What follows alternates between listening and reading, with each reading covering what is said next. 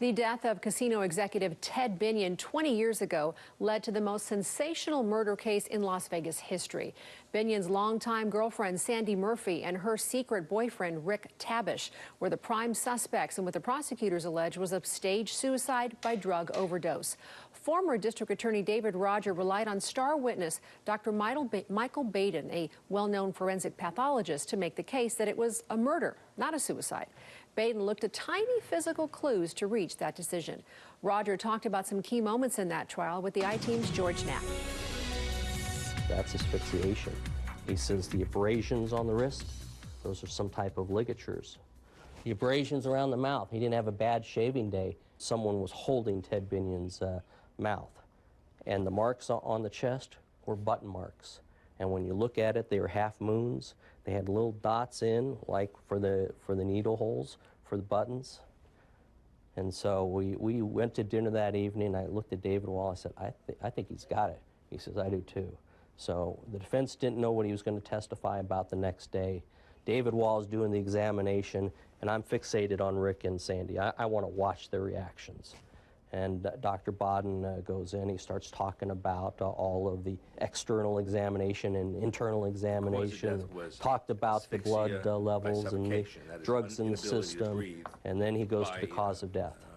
And I watched Rick and Sandy, and I'll never forget it, until the day I die, the expressions on their face was shock. It was like, oh my goodness, they got it right. You finish the case, the jurors go out, how do you feel? Exhausted. You know, this was a 6-week-long trial, and David Wall and I worked 7 days a week, 16, 18-hour days, and we were just mentally exhausted, drained. And the jury is deliberating, and day in and day out, we go to the courthouse, and the jury is continuing to deliberate. You know, there's a thought that in this type of case, if it was a fast verdict, prosecution probably wins. If it's a longer deliberation, maybe the defense wins. We get to the verdict. I had no idea what was going to happen.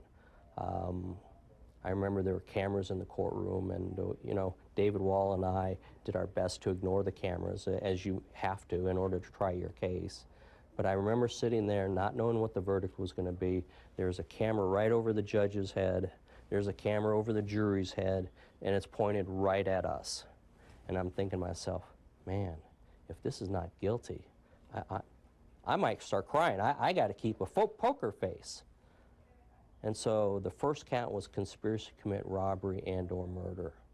And I'm listening, and David Wall's sitting next to me. Conspiracy to commit murder and I hear the verdict. Guilty. I go, I thought it was guilty. And I turned to David Wall. I said, David, what'd they say? He says, guilty. I go, oh my God, we got it.